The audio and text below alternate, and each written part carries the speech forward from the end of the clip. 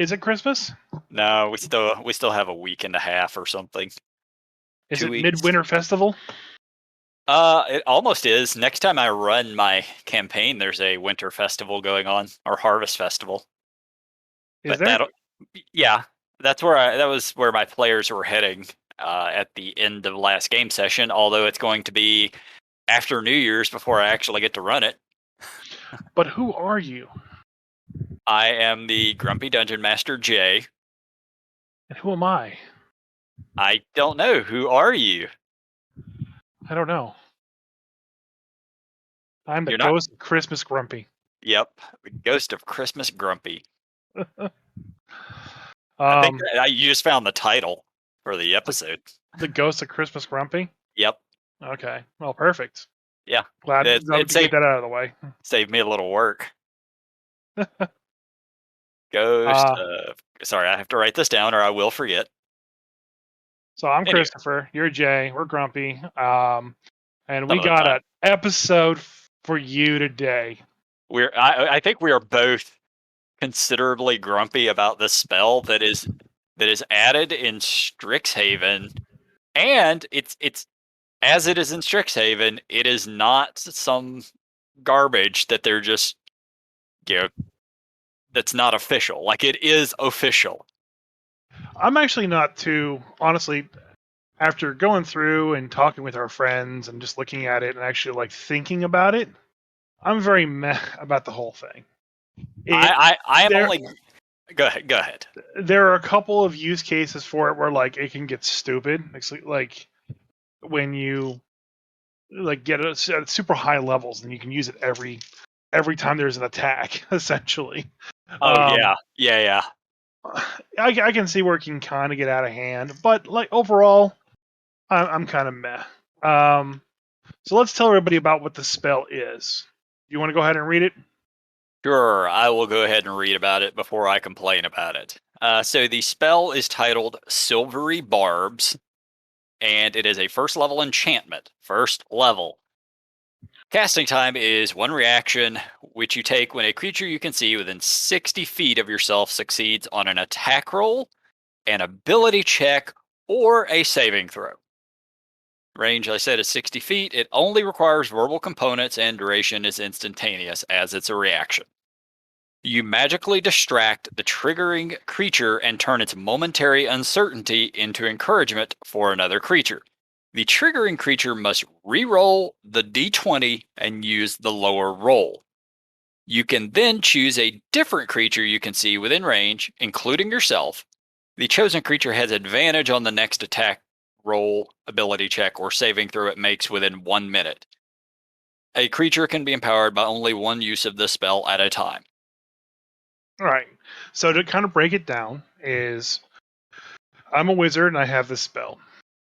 Somebody around me, it could be an ally or an enemy that's hostile to me, or just some dude trying to do a bartering check. I can use my reaction to basically make them re-roll the d20 Yeah, and and that's the wording of it. the d20 and use the lower roll. So it's not imposing disadvantage. It's not taking away advantage. But it's very cumbersome in the way that it's written. Overall, I don't care what this is. This is like counterspell for non-spell based things. And there are plenty of abilities out there that are like use your reaction, add AC, which will block an attack, or add, use your reaction to kind of like, impose disadvantage on a roll.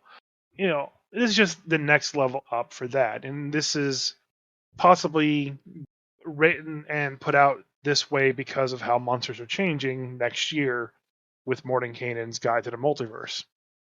Now, the part that bothers me the most is the fact that it just says the D20.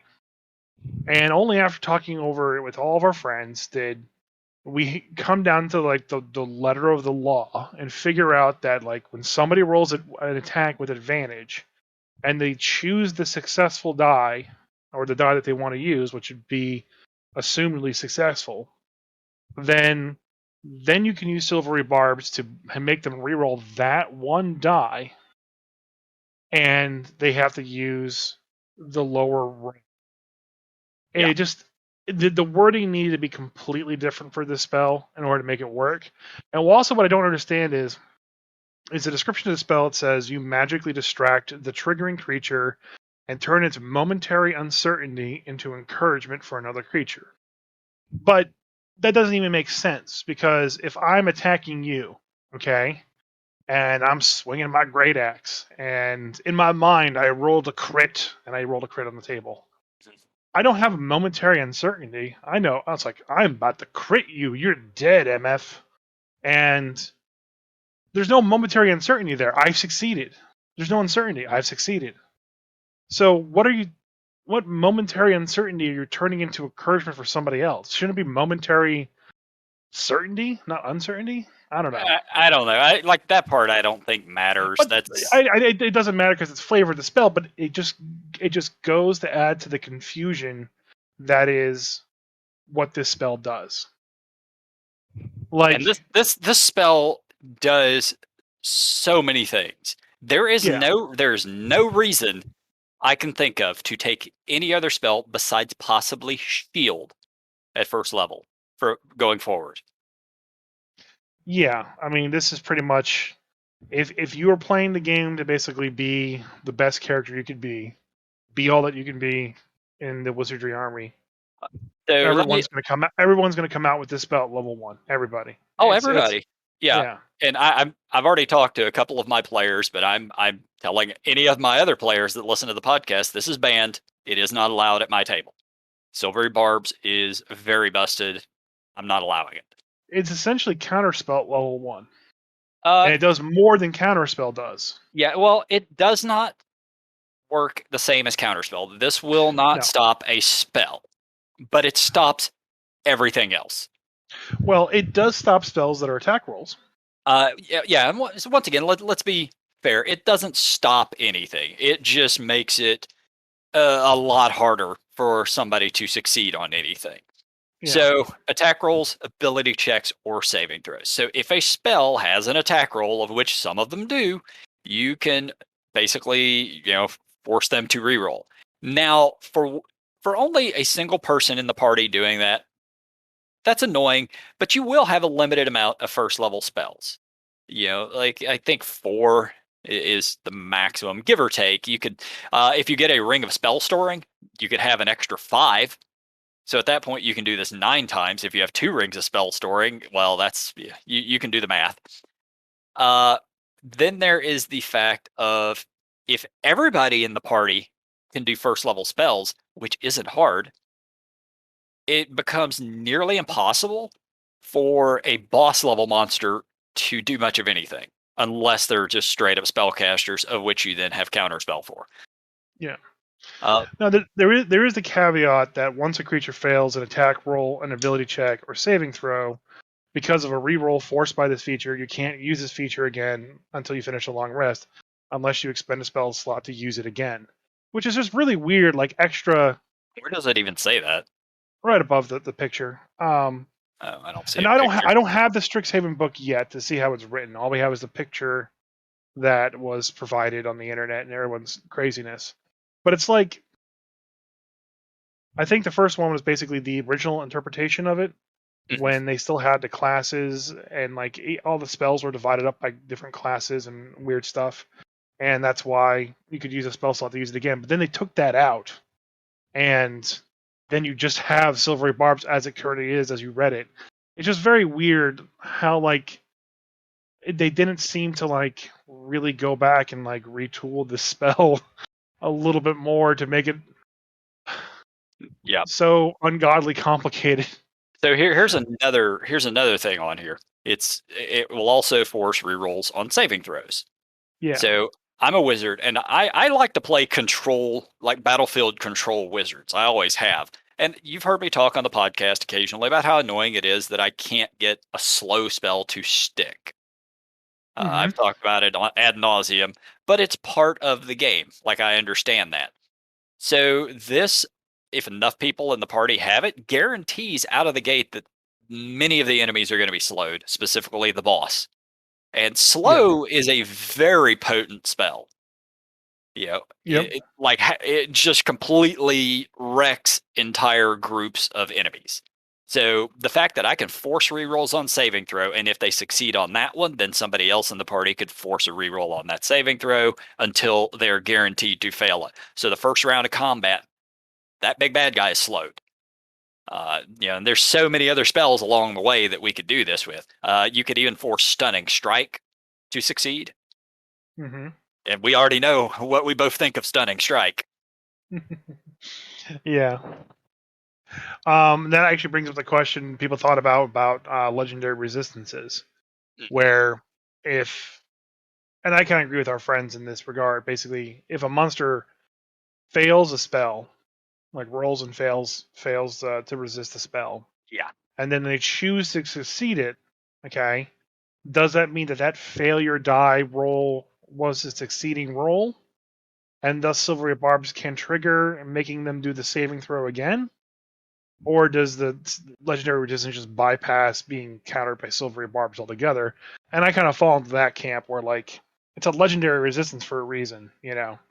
But at the same Well, time, if you do allow it, they are burning a spell slot for a chance. So yeah, I'm trying to find the exact wording of legendary resistance right now, but from my understanding, it's just a success. It has nothing to do with a roll. right, So you can't force a reroll with silvery barbs of a legendary resistance because there is no roll. right. I can probably find the exact verbiage of it. Yeah, like Uh, that is very important when you're talking about uh, when you're talking about rules in this game. The exact wording matters a lot, and this honestly it comes from me just playing Magic the Gathering for 30 years. Back in my day, we only had 4 sets in Magic. No, we had 5 colors. It just says if blank fails a saving throw, it can choose to succeed instead. Yeah, if that's the exact wording, then that's the one way to beat Silvery Barbs. But unfortunately, then you have to start giving all of your boss level monsters legendary resistances, which is kind of game breaking. So Hmm. Yeah. Overall, I don't think it's ban worthy, but I do think that like every single wizard from here on out is going to be taking shield, and silvery barbs is their first level spell, just like everyone takes fireballs or third level spell. You know, I it's just just too good to pass up. any spell that just it comes out, it's first level, so you can cast it a million times, and it is literally game altering. Like every combat can be game altering with this. Or game Yeah, like it really just forces the DM to start making way more powerful things just to yeah. be a challenge. Either that or every single monster will start having this. I wouldn't mind this spell so much if it was level 3. At level 3, I'd have way less issues with it because people don't always want to burn their third level slots, and you're not going to get like 4 of these until you're much higher level. Uh, Yeah, Oh yeah, and then you had mentioned it earlier, but we didn't really dive into it. Is the fact that at 18th level, wizards can just cast first level spells for free. So at 18th level, a wizard can do this every single round of combat. Period. yeah. I mean, they're burning their reaction, but Yeah. Well, what else? I mean, other than counterspell, that's really a counterspell and shield. That's your yep. reactions. So So like, I'm just.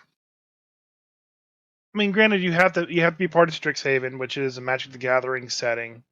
But usually when people kind of start building characters out, they kind of like, oh, it's a setting book, but there's also extra class features and there are a lot. Yeah, but races and whatnot. there's a lot of DMs that just allow people to pull spells from all of the books. Right, and I do. That's what I do too. It's just like, hey, I have D&D Beyond. Go crazy, pick things out. I still wish you could filter stuff on D&D Beyond, but you can't. Yeah, like in general, since this is in that book, it's not really going to make a. Even if I didn't ban it, it's not going to make a huge ordeal at my own table because I don't really allow those books. So Yeah, but at the same time too, it's you'd have to find a very good player who's like, okay, I don't want to play that control wizard. I'm going to play a damage dealing wizard, and they not choose this spell. But like at the same time, it's like, well, eventually we'll pick it up. Just I guess don't ever introduce it into the game. Yep. And just since we did talk about attack rolls and saving throws, real quick on the ability check. So I played a sorcerer who was a con artist for a long time, and it was pretty common for me to just deceive everybody along the way. So successful insight checks, I can make it a lot more difficult for that to succeed. This thing just has so much utility, man. Yeah. It really does. Like a good creative player is going to abuse the crap out of this spell. Like, Yeah, oh, so you failed you failed the persuasion check because they got a better wisdom check. No, they didn't. Well, all right, have them yeah, reroll that shit. yeah. And Ugh. if a party really wanted to, they could abuse it. A group of 5 people. All right, you have a sorcerer, a bard, a wizard, and 2 people who take magic initiate, Yeah. which lets you get a first level spell. So I mean, at the same time too, if I was a bard, I would always pick the spell because my job is battlefield control, and yeah, mitigating damage and stuff like that. yeah, But and the fact that you use this and then you can give that advantage effectively to one of your teammates, and then you can also give them bardic advantage. yep, Or, yeah, because this does not. There's nothing that says it won't stack with that. pretty much. Overall, though, I think the everyone's like blowing up about this on Twitter and Facebook and other social media sites was just totally way overblown. Like, yeah, it's really good, but it's not like, oh my god, must ban everything now. Strixhaven, worst book ever. Like, I mean, none of I that was needed. personally, I think you are downplaying it. Like this I thing, it is game breaking. It really is. I don't know if it was, since it's tied to reactions. It's one attack around. That's It's gonna be, in a party of 5. That's five times. yeah. If they're all coordinating like that, and I Why? don't. My You know, groups never coordinate like that. So in my personal experience, I don't. mine do. Well, your players hate you, which is a whole podcast we'll get into hopefully next week. Let's hope. I have to talk to them about it. Of which, well, they're probably going to hear about it here first. So. um, but like having one wizard at a table with the spell, okay. Um, I don't feel like it's too game breaking. That crit that the boss gets on the on the if bat on the fighter. if it is Yeah, they're one going to push that off, if but it is one person in the group with this, it is less effective. Uh, yes, yeah, if there are 2 people, okay, now it's starting to be a problem. If there are 3 people, now it's a problem. yeah. That's why I wish they kept the original effect on it from the class power that I read earlier, when it was a Mage of Silver Quill feature where the creature, once they're affected by it, can't do it again. Yeah, Unless you burn a spell slot. if it was just a feature for one archetype, it wouldn't be a problem. But the fact that Yeah, it's a spell, anyone can get it. So, I am really confused as to why they got rid of all the mage schools from the book, the subclass features. I don't know why they did that. I thought that was a really cool idea when I saw it on the beta. But then yeah. again, like I haven't gotten Strixhaven yet, just because I haven't left the house to go pick it up. Um, so I don't know. I Yeah. did. I do know that they absolutely, positively destroyed the Owlin when it comes to their racial traits. Yeah, you mentioned something about that, but you haven't told me anything about it, and I haven't looked it up. So, All right. So first and foremost, I'm running an Owl campaign. In case no one knows. yeah, in case you've never spoken about it on this podcast at all. So the Owlin in the UA were pretty much just like the Aarakocra, where they could, fly around, and I think the Aarakocra have like a talent attack, and they have proficiency in something. Mhm. So the Owlin, they can come as medium or small size. They kept that feature in. All right. Owlin can move at a walk speed of 30 feet. God, it's irritating me Um, that you're calling them Owlin. Well, that's what they're called. Yeah, the Owlkin. The Owlin. Nobody's gonna And call them that. so their racial traits in the book are they have dark vision up to 120 feet, which is the same as Drow, I believe. Yes. Yeah, because that's superior dark vision, right? Yeah, like 60 is the standard. 120 Yeah. is 120 is literally dark elves, and So maybe Duergar, but they're not really a playable race. So yeah, they are. I don't think they are in the PHB. So They're not in the PHB, no. I can't Um, think of them in any of the other books in 5e as a playable race. uh, they were in the Monsters Guide, I think. So yeah, so doors. I'm looking at it right here. The base doors have dark vision, which is 60 feet. And then if I look at the elves, and this will annoy me if they call it superior dark vision. Elf traits, dark elf. They have superior dark vision, which is dark vision has a radius of 120 feet. So they didn't even call their dark vision the right name. They just called it dark vision. Yeah, I don't like that. Like that's a slip up on their editors and their fact checkers. They really need to keep up on that shit. Now that's there's now it's there's two becoming different par for the versions of course. dark vision in the book. So Yeah, Duergar are not a playable race in 5e. yeah, they are. They're not in any of the books. Yeah, they are. I'm sitting here looking for it, and I'm not Well, finding they anything. don't call them Dorgar. They call them Dark Dwarf or whatever. Well, there's Grey Dwarf, but that's Yeah, not. Grey Dwarf. That's it. But that's a variant. That's not in any of the books. No, it's in the book. It's in. All right, well, you figure out which It's. book it's I'm in. looking at it right now. It says Grey Dwarf Durgar in parentheses. What book? I don't know. Yeah, see, it's not a playable race. It is a playable race. It's sitting here looking at a D&D Beyond. It doesn't tag me what book it's from, but it was one of the books. I'm pretty sure it was in Volos or whatever it was. Well, I have Volos. They're not in Volos. It wasn't in the monster book. What monster book? The that Volos one. Hold Yeah, the Duergar aren't in Volos as a playable race. on. Try Morning Canaans. I don't own Mordenkainen's, but there were Well, no I'm looking at it. there weren't any playable races in Mordenkainen's as far as I'm aware. Maybe it was Elemental Evil or something. I know it's a playable race because it's there. It's just a variant of the dwarfs, and it had to be in one of the books. Okay, well, if it's in one of the campaign modules, I never would have known about it because I only own one of them. And that's probably where it came through. I still can't find anything online about it. So Well, I don't know. D&D Beyond doesn't tell me what book it referenced it from. It's all just a hodgepodge of everything. It's all rolled together. Anyways, you got me completely off track. I'm talking about Owlin here. I'm real good at this. You know that. Talking about Owlin. Okay, hang on. Alan. All right, go ahead, Alkin. Old dwarf founder. Okay. So they have superior dark vision, not just dark vision. They can still fly. However, they can only fly 30 feet versus the Aarakocra who can fly 50. And also, in the UA, you could wear medium and heavy armor and still fly, but they added the Aarakocra handicap that you can't wear medium and heavy armor and still fly. So, for some reason, even though your carrying capacity is like 300 pounds, you can't throw on 20 pounds of plate mail and fly around, which is just stupid. Just the stupidest thing.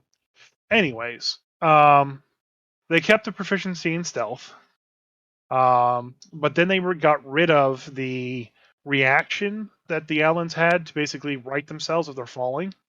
Not falling prone, but if they're falling out of the sky, they could use a reaction to make a dexterity check to save out of falling and just right themselves in the air. They also had a really cool feature that they could basically spend 10 minutes and cast Detect Magic and use their owl eyes to see magic items. And that was really cool. That's a nice little flavor thing. It's a spell that's not going to break See the with your game at all. owl eyes. What do you see with your owl eyes there, Ned? Something fucky. So, like, they really kind of just they did the owls dirty. They made it so no one's ever going to play an owl. Because the second you put on that limitation of medium or heavy armor, you're kind of limiting them to always being wizards or some kind of spellcaster. And You're limited if you want to use the flight. yeah, and that's the biggest part of picking a character that has natural flight. Here's the So thing: the Aarakocra aren't, they're not a playable race either in any of the 5e books. yes, they are. No, you're what you're pulling is from. I'm trying to find more details on it, but it seems like you're only pulling it from D&D Beyond. So Eh, the Aarakocra were in the Elemental Evils player companion. That's where the Duragar were from. Okay, the Elemental Evil Player's Companion. All right, what the? I said it. I said it, and Google knew exactly where I was going. Stop that! Quit listening to me, FBI. Yeah, so this wasn't even a book; it was like a downloadable thing. Yeah, but it still counts. Oh, come on. I mean, I guess technically it's official, but nobody uses these things as official. You do because I guess you're running online, but people in person don't use this stuff. Actually, part of AL rules it includes this. Part of the what? Well, yeah, okay, Adventure League. Woo! I mean, it's like Eberron official, you know, or not Mm. Eberron, but what was it? Like Matt Mercer official, yeah. No, this is more because AL lets you choose from the Elemental Evils player companion. They won't let you pull from Wild Mount. Oh, okay. So all right, Yeah. so it's a little more official. Um. So yeah, I mean, Aarakocra, like the whole point of them is to be able to fly, and you kind of limit them to light armor always. So like it, it just All right, feels bad. so the Aarakocra, they don't have a limitation on armor. They can't wear heavy or medium armor and fly. Okay, and the Owlkin have the same thing. They do. They do now. They didn't when they were in the UA race. Okay, well honestly I don't even feel that's a nerf then. That's putting them on par with some other race that's more or less official. Yeah, but I think they should just remove that from the Aarakocra. I think that they should be able to fly. I mean, making it so people aren't going to ever use flight from a flying bird race is just the stupidest thing to me. I mean, I would just wear medium armor. You can't wear medium or heavy. Oh, I thought you said we could. Okay, so it's only No, light. Okay, yeah, only so light. eh, it means that you're not likely to be fighter types, but I mean, granted, the best light armor is equivalent to like what if you have high enough dex is equivalent to most medium armors, and I get that, but you kind of get pigeonholed into that dex-based fighter or rogue or ranger, and is what they were. Yeah, that's what they wanted anyway. I mean, you yeah, but I play want to I play, want I want to play a be a monk. burb. I want to be a burb and a breastplate, and a breastplate is just a breastplate. It I barely agree. weighs I know. anything. I know. I actually have. I used to own a breastplate and have worn one before at LARP, and no, they really deal. It was pretty durable. But Let's see, anyway, light armor. How much does light armor weigh? I mean, if you're just wearing light armor breastplate, it's going to be less than. So light armor studded leather is 13 pounds according to the player's guide, which then is stupid because hide armor, which is medium, only weighs 12 pounds. So Yeah. hide armor, which is less weight than studded leather, you can't wear. Um, I don't know. Like I'd rather that requirement be you can't your encumbrance can't be more than X and still fly. I would say yeah. Base it off of your strength score. Yeah. But then again, then that starts to harken back to earlier editions where they actually would do stuff like that. And 5e is just trying to go the most simple route possible to not have to do much math. Wait a second. Hold on. They could do the Aarakocra, but they could change that, like you had said, removing it from the Aarakocra, thus removing it from the Owlkin. But then they actually have to go back and make an edit to the Aarakocra, which they're not going to do. Hey guys, Chris here, hopping in the middle of the podcast to give you all of our announcements. Be sure to watch our live stream every Saturday at Twitch, twitch.tv/Grumpy Dungeon Masters at 8 p.m. Make sure to visit our website, grumpydungeonmasters.com, and order yourself one of our gift packs of Grumpy Dungeon Master dice. Follow us on Facebook at facebook.com/Grumpy Dungeon Masters. And be sure to follow us on Twitter at Grumpy DMs on Twitter. Be sure to check out our new buddies, Fate Awakens, on YouTube at youtube.com/Fate Awakens. And also be sure to tune in every Friday at 4 p.m. when they release their new live play D&D session of their homebrew campaign. As always, be sure to check out Synergy Gamers at synergy-gamers.com. Use code word Grumpy for 5% off any online order. Anything else to add, Jay? Nope, just over here dancing on TikTok. All right. So I had to look this up. I had to look up the fairies and to see what their flight said, because I didn't remember if their flight had the same wearing medium or heavy armor caveat to them. And Sure. it does. Okay. All right. So what I find funny about this is in our AL games, we have a very young player that I have nicknamed Unicorn because she always wears this unicorn headband horn. And Unicorn decided to play a fairy barbarian. Okay. All right. So she's playing this fairy barbarian. She has a long sword because she can't wield a heavy weapon, even though her strength score is like 18. Yeah. Yeah. But I've already bitched enough about fairies, so I'm not going to. So she is she went as small, okay? So that put limitations on like how much she could carry and stuff like that. However, she did the math and she could still carry like up to 300 pounds. Yeah. Okay. So somehow this small fairy can carry up to 300 pounds and still be able to fly. To the point, in fact, she actually asked one time, like, can I pick this person up who only has an encumbrance of 110 and carry him someplace? I was like, yeah, you can at difficult terrain speed. So this fairy that could basically lift up a 100-pound man and fly him around by the cuff of his shoulder, Tinkerbell style, can't wear hide armor because it's too heavy. Oh God. Oh my God.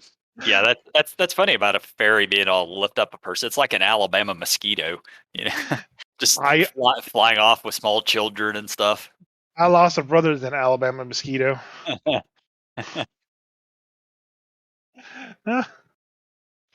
So I don't know. The whole flight from the player base standpoint it's disappointing because on one hand, it's nerfed into the ground so bad that people don't want to pick that kind of race because everything else doesn't make up for it. When you could just be drow and be all cool and dark and edgy, or be a dwarf and drink a lot and talk in a funny accent. Here's the thing, though, and Oh, maybe on top of that, a lot of DMs won't let you play a race that has flight because they're not capable of coming up with an encounter or fighting against an encounter that has flight. Like, I mean, honestly, having flight in an encounter ruins a lot of encounters and just like, oh, we're just going to bypass this trap boop, and fly over. Yeah. And I get that.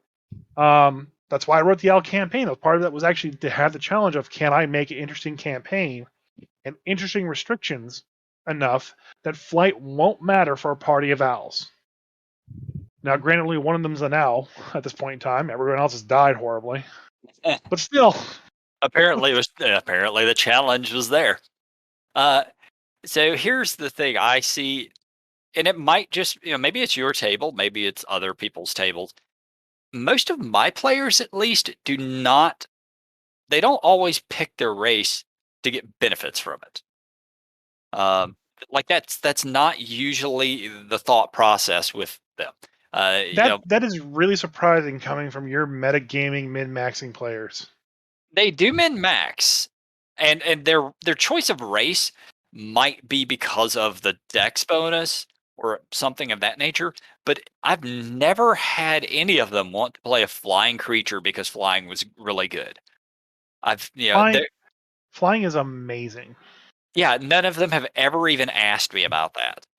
But I don't think it occurs, especially if you've never even heard of the Elemental Evils player companion. Well, I know about Aarakocra, but none of them have ever asked me to play one. Well, that was the only really until this year. That was the only other race that could fly. Yeah, and it's a lot of it's probably just the setting that I run, because I would probably allow one, but it's not one of the. It's not a common race by any means. Yeah. So, and I just don't feel I've never seen my players specifically choosing races to get massive benefits, other than, like I said, maybe the dex bonus to get that dex to 20 or whatever. Well, here's something for your players. Aarakocra monks are pretty OP. You want to know why? Because of their movement speed, I would imagine. Well, they have a fly speed of 50, which helps. Yeah, and then Okay, you take mobility, and you can effectively hit an attack and fly out. right. But on top of that, remember when they do an unarmed attack as a monk, where you make a whole crap ton of those? Yes. Yeah. Yeah. Well, Aarakocra can use their talons as an unarmed attack. All right. Is the damage base higher? It is 1d4 plus your strength modifier, and it's slashing instead of bludgeoning. Okay, so it's not higher by any means. It's just Yeah, it is. slashing. It's No. one higher at very least. Well, no. 1d4 is the base monk damage, No. When you do an unarmed attack, it's just strength modifier. but not for monks. Well, that's true. But now you add this on top of it, I believe. Maybe I'm If, wrong. yeah, if you did, then sure, I would say that's the case. That would be better, but I don't think that's the case. I'm pretty I'd sure. have to, Oh well. yeah, I'd have to look it up and I've never read. played a monk, and I don't like monks. Yeah, and if that damage doesn't scale, then after 5th or 6th level, it might even be lower level, 4th level. Hell, at that point, monks do a d6, But and then, that. but then Eric Cook can just go caw and like slash out your eyes, and now I you're mean, blind. yeah. Seriously, if it just flies at you yelling "cacaw," I'd run away. Yeah, cacaw is just terrifying. Uh, I want to play an Eric Croker that's actually goose spawn. Yeah, like it's a descendant of geese. The Because best part. then it's not cacaw, then it's honk, and oh god, we all know how terrifying that is. Did you ever see the? It was the Tiamat goose. Oh yes, goosemat. Yeah, that's it. Yeah, they called it something else, but yeah, that's horrifying. No, I it's think no, it's Honkamat, mother of honkamat. gooses. Yes, honkamat, mother of geese. Yeah, five-headed goose is like that's the world ender right there. That's how I'm going to wrap up my campaign. They're going to have to fight a honkamat. Speaking of Tiamat, did you see the WizKids Tiamat figure? I have not. I'm googling it right now. It's $350. Okay. Yes, it is. It's gargantuan size, but it's even bigger than normal gargantuan size. So the exact item dimensions are: it has a length of 18 and a half inches, a width, this includes the wings, of 31 inches, and it stands 16 inches tall. The round base that's around it, that like you use Yeah. like put where it is on the board, I think it's 8.5 inches or 9 inches or something like that. Now let's be fair, because I'm looking at this thing. The standing 16 inches tall is a bit of a misnomer because Yeah, because the wings. the wings Yeah. go up 16 inches. Um, The statue itself looks like it's about 7 or 8. but when you compare it to the other gargantuan Tiamat that came out when the original uh, Dragons book came out, Mhm. it's easily 3 times the size. Yeah. And it's like super hyper detailed, and it looks like this just gnarly dragon. I'm looking at it. It's It's nice. it is so cool. We'll put a link up uh, onto our page when we post it. But however, do you see the Tarrasque? I do. I do. I don't know how big Yeah. it is, but it's pretty Well, awesome. 12 inches by 16 inches by 6 inches. The Yeah. Now WizKids. the Tarrasque, like this one, I like it. I wouldn't mess with it. The Tiamat one, I would honestly, if I bought that, I would want to get a professional painter to do a little better detailing on it. And it's not bad by any means. I just think it could be cleaner. No, I think they went with that gritty lining on purpose. Yeah, well, mostly what I'm looking at is where the heads connect. It does not blend well. It's just like I'm looking at the gray head, and then it's gray, and then immediately red, where it should sort Yeah. of fade. But I want that This Tarrasque. yeah, but this is me nitpicking. Like it's really fantastic, but I'm not paying $360 for it plus I shipping. So so the Tarrasque comes out next year, next December. oh yeah, okay. Um, so I have to save up $400 between then and now. I think you can manage that. I hope I can manage that. Just put a little money back I want versus that throwing it away. Tarrasque so bad. I And mean, we'll have links to everything, but oh my yeah. god, that thing is huge. No, the Terrace looks amazing. I wouldn't change much about that one. You can even see like all the little bumps on it, all the scratches that thing has. Even the horns have like chips and scratches coming out of them. Yeah, I like how like on its right arm it has like a bite. It's got Uh, like the bite mark on it, oh yeah, it does, doesn't it? That was probably a dragon. and then it died. Yeah, yeah. Then it became Oh, Terrace food. you came to melee range of a Tarrasque? Oh, And then the monk showed up and stunning striked it and beat it to death. oh. The monk suddenly struck its toe and it went fell Oh, over. yep. Oh, that's how you beat the Terrace. Just stunning strike it. God, I that's still think we need to make the book of 100 Tarrasques. I think that'd be a great idea. we really should. I know we talked about it a while back, and then as always, me and you forgot completely about it. Oh, I don't forget completely about it. I just have other projects that get in the way. That's okay. I forgot completely about it. Oh, man, I want the Terrace. I want to play with that figure so bad.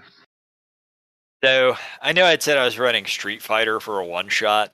Uh, Yeah. I think I'm just going to run a 5e game because I'm lazy and don't want to have to learn a system again.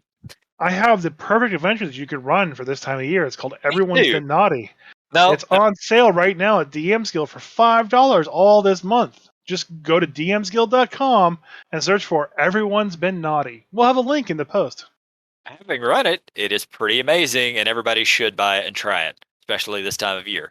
However, I found another one. I found another one that I really should run that I'm probably not going to. And I think me and you might have talked about this, but I don't think we've mentioned it on the podcast. Kobold Alone. Have you heard about this? I think I have. It sounds familiar. So it's literally just taking the movie Home Alone and turning it into a D&D module. Okay, definitely not what I was thinking of. All right. And it's written by, let me get this right. It's a fifth edition adventure by DM Dave and Justin David Russell. I don't know who these guys are, but I love it. Good job, guys. Yeah, Kobold Alone. So basically, you're playing some adventurers and you find out about this house that is supposed to be abandoned for the holiday. So you head there, and then you find out that while the owners are gone on vacation, a kobold has moved into the house. And all throughout the house, there's little things to loot and so forth. And the entire time you're trying to go through here looting everything, you are constantly being foiled by the traps of Kobold McAllister. Okay. And that's the gist of it. They've made Kobold McAllister, he is just a kobold, but they've made him very difficult to actually capture and kill. Like he has, other stuff like legendary resistances and things like that. Hmm.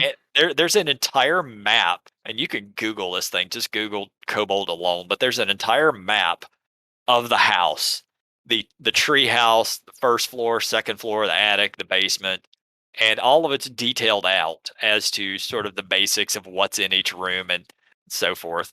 I just feel like this would be amazingly fun to run through with a group.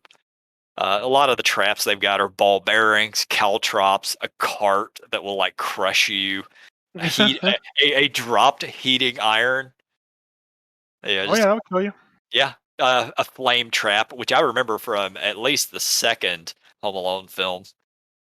Glue and feathers, grease, and when they went through, they made very specific because it's supposed to be run by a bunch of first level characters, so they made sure that the traps aren't lethal, that they're more just annoying and provide problems. Like let's see what is it? Where'd you go? Not the heating iron. That one probably does damage, but like the glue and feathers, any creature that opens the door without first disarming the trap walks in and is covered in sticky glue. Then the creature is immediately hit with feathers. It deals no damage. It's just embarrassing. Like, that's it. That's cute. Yeah, it's wonderful. I love it. There's a staple gun. It One deals damage. One it damage. yeah, it deals with 1 piercing damage. Yeah, I mean that's what they say. They say 1 damage in Dungeons and Dragons is equivalent of what they say, stepping on a Lego or biting down on a chip like a Dorito and it's stabbing Yeah. the roof of your mouth. Yeah, gotta hate that. Or worse, the worst is if it's standing upright and gets stuck between the teeth. Ugh, hate it. Yeah, that's bad. Ugh. So yeah, if you want to let me know how it goes, or if anyone else out there gets everyone's been naughty and runs it, let me know. We're running it this next Saturday. I got a special guest, and we're gonna get some players running it, and it should be a lot of fun. Yeah, Yeah. we'll Yeah, see how it goes. yeah, I mean, you're gonna stream it, right? Yes, it's gonna be Okay. the last stream for the year, because the next Saturday after that is Christmas, and then the next Saturday after that is New Year's, and I love streaming, but I'm also very lazy, and it's Try Christmas. trying to pull people together to play on Christmas or New Year's. Good luck. Actually, my players did say this, like, yeah, we can't do Christmas, but we'll be good for New Year's. I was like, okay, I'll just. I mean, yeah, New Year. Like, I actually have a New Year's Day game scheduled, so it's Yeah. it's a little easier. But Christmas, that's not happening. Uh, Speaking of my players, I made one of my players upset. Oh, Yeah, he was was it? Oh wait, I was gonna say, was it your wife? But no, she's not in the game at the moment. yeah, because I killed her and made her upset. Yeah, Um, exactly. so we talked a little bit about how the Owlin lost their got kind of nerfed when their official release came out, and they lost the reaction from falling to right themselves.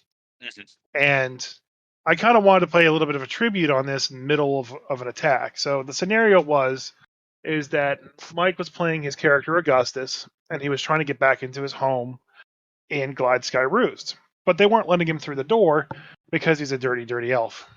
Okay, and just because he has the signet ring and the papers of one of his family members doesn't mean that he's actually the son. So they don't believe him. Mhm. So they just locked him outside the door. Uh, and they pick the lock open to the door and they walk into the kitchen. And all like the butlers and maids just scream running out of the kitchen that they've broken in. And the guards show up. Now, Mike, he and his character Augustus don't want to kill the guards, so he starts punching them. And he's doing exactly 10 damage with his punches because his unarmored attack and his strength is just doing 5 damage. So, of course, he's hitting the guard with like 12 AC. And so he's basically punch, and the guard has 1 hit point, so they're out. They're not going to be fighting anymore. They don't want to die. Yeah. And so he's fighting these guards. It's kind of cinematic. There's no map or anything. It's all theater of the mind. And he grabs what he does something really flashy where he basically teleports or misty steps behind one of the guards and then shoves them. So we do a contested roll. Yep. He got like a 26 on his roll, and the Owlin got a critical fail. Now you Oh, can't critically fail in a test like this, but I was like, this is a perfect time for me to basically poke fun at the fact that the reaction for them righting themselves is gone. So I basically had the owl tumble forward, and then as he's falling to the ground, attempt to use his wings to right himself, but can't do it and fails miserably and smashes his skull against a post and breaks his neck and dies. lovely. And so Mike got upset that I killed one of the guards when he definitely didn't want to kill the guard. Yeah. And from my perspective, nothing bad was going to happen because I killed the guy in my own ways. It Yeah. wasn't really his or this PC's fault, but it He took it. doesn't know that though. Well, he does know. I talked to him. Uh, But he still didn't want to kill anybody. It was yeah. just kind of I was having fun as a DM killing Yeah, killing an owl because he couldn't catch himself from falling down. you could have just had him hit the ground and get up. or lay there unconscious though. Yeah, I could have, but I felt in the moment that the critical fail and the fact that they were nerfed so hard that there needed to be a sacrifice of an owl. Yeah, that's fair. Uh, Yeah, so like I yeah, felt I felt bad because he was kind of upset by it. So I'm sorry, Mike. I get it. You know, you wanted to poke a little fun at it, and you know, Yeah, I, personally, I don't know if owls could write themselves or not.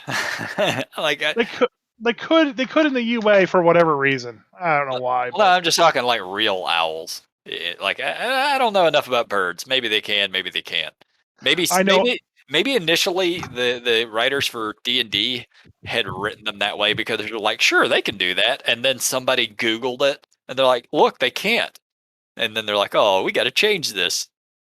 All I know about owls in real life is what I saw on some Discovery Channel program.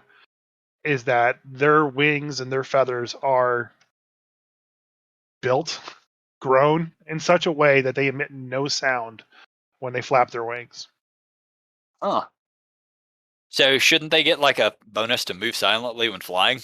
They do get stealth. They get a Yeah. Okay. stealth bump. They kept that, but yeah, like there's this Discovery Channel thing had basically like a mouse on one side of the room and the bird perch on the other, and they were in a soundproof room. It was just completely dead silent, and the bird would fly from one end to the other, and like every bird, even like the most graceful bird, emitted some sound some way with the flap, but the owl was just like no sound, dead silent, like not even a little blip, and it's flapping its wings like it's crazy. Oh, And like not a sound, not a sound, like that's wild. defies nature.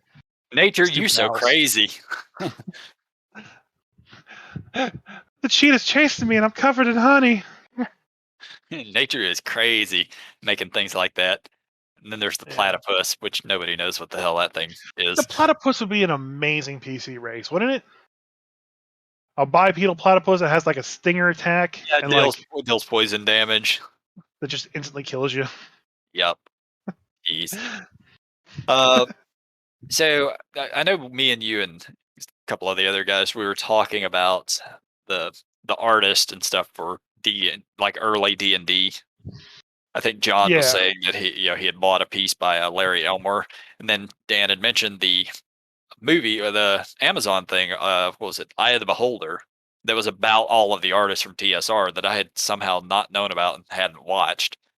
So I went and started watching it. I'm more or less all the way through it at this point. Got a little bit left, but it's like honestly, I think everybody should go and watch that just to sort of just to see what it was like. Like they hired the four primary artists during that time period, gave them their own studio in the offices, and just let them do whatever the hell they wanted. And all that's like if you go and look at a lot of that art, it's some of the most amazing art. And several of these guys had never even painted dragons before. huh? I guess they had done other fantasy art or something, but fantasy art before then was pretty damn rudimentary. You had Frank Frazetta who had done stuff in the 60s and 70s, but other than Frank Frazetta, like fantasy art was pretty mild until D&D started, cranking it out in the 80s. Now, just one piece of note is that when you search for Eye of the Beholder on Google, you have to search for Eye of the Beholder: The Art of Dungeons and Dragons, because Eye of the Beholder is also a Twilight Zone episode And it's a that movie. that Yeah. TSR sued to get their name changed, which didn't really work. And it's a movie with Ewan McGregor and Ashley Judd from 1999. So Yeah. I just if went to, you turn on Eye of the Beholder and you see a hot chick that's trying to fight off a British spy, that's the wrong movie. yeah, that's definitely not it. I just Googled, all right, I'm sorry, I was on Amazon and I just went and searched for Eye of the Beholder. Both of those popped up. One of them is obviously the correct one. The other one is not. Yeah. But yeah, give it a watch. It was really interesting. I know Dan had said he was talking about ownership of the art, sort of changing hands, and they never really dive into that. So I actually kind of want to do my own research on it at some point to see how they actually have ownership of their art still. Because like Larry Elmore has absolute control over all of his stuff, and I'm pretty sure all of the other artists do too. Yeah.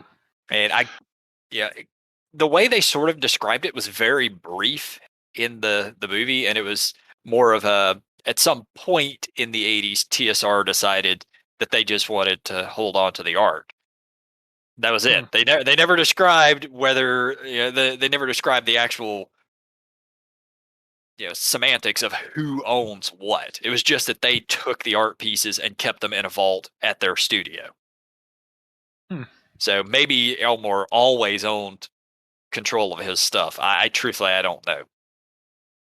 Interesting. Yeah, it was definitely an interesting watch, and for fans of D&D who are interested in the history of it, like it provided a pretty in-depth details about a lot of stuff.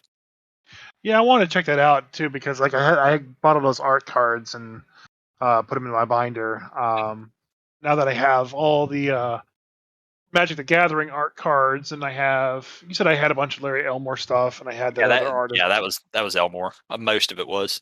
Most of those, and Daryl K. Sweet was the other guy. Yeah. Now Um, he is not a D&D artist though, but no, but it's just definitely a fantasy artist though. yeah. Yep. Um, Yeah, he had done a lot of the Piers Anthony novels and stuff. yeah, I really got to go back and see if I can find more of these because these were amazing looking. Um, but yeah, I got to check it out myself. It'll be worth it. It's free on YouTube. You can just go watch it on YouTube. Oh, okay. Yeah, Either way, Amazon, YouTube, wherever you want to watch it, check it out. I think it's more legitimate on Amazon than it is YouTube, but Probably. I'll shill for Amazon. Go to Amazon and watch it. We'll put a link up. Yeah, maybe if we remember. Oh, I'll remember. Oh, okay. I'll write you a note. All right. Cool. And So then I'll forget. one last thing I want to talk about because I know we're getting close to the hour is you know Humble Bundles, right? Oh yeah. Yeah. Yeah. They have the Cyberpunk book bundle going on right now. All right. All right. It includes the current edition of Cyberpunk 2020 All right. and the Jumpstart Cyberpunk kit.